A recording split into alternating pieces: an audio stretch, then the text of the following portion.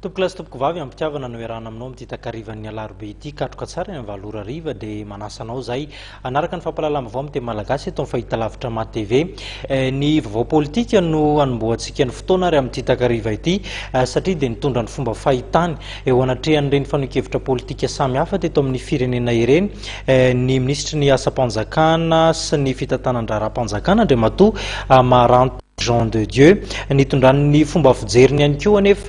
ny fanadiovana ny tontolo eo amin'izay asa-panjakana ny fanafoanana ny mpiasa-panjakana matotoa zany marimarina kokoa tao arahantsika ity fanady atinity.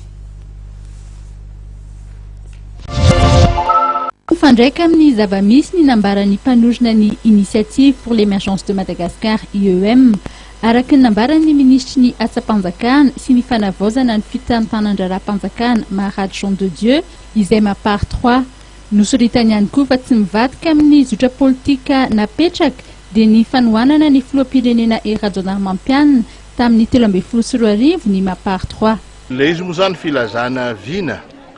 ary espace de concertation araka ny lazaina azy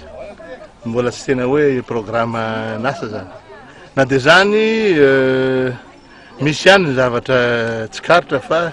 tsy tena mifandraika amin'ny zava-misy ohatra fotsiny raha ilaza mikasika ny hoe fanondranana ny hareny malagasy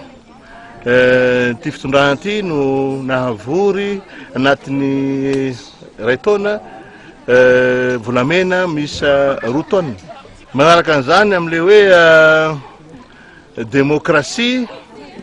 nya zany dia zavatra somary nanaitra kely dia hoe le famindrana lakle dia hoe ahoana ny lakle ko averiko amiko tsy anizanizany lakle ny republika fa ny republika ihany tsy misy tompony iny zahay mapary 2-3 no tena tsy nivadika satria zahay zany nanohana ary mandraka kehitriny ny olona zay nitohananay tamin'ny fifidian'ny filoha republika rehefa lany dia nitohananay mandraka kehitriny. Nilaza ny ministry ny asa-panjakana fa mitony atanterahana amin'ny mpiasa-panjakana matotoa misa 4,000 amin'izao fotoana izao ny mpiasa-panjakana matotoa sarona ary tsy maintsy hosaziny sy manefa ny volana lainy tamin'ny fanjakana. Le mpiasa matotoa dia mandany volam-panjakana amin'ny tsy rariny ary le mpiasa-panjakana mijaly maro tombotsoa tokony azony mpiasa-panjakana lasa hoaniny le matotoa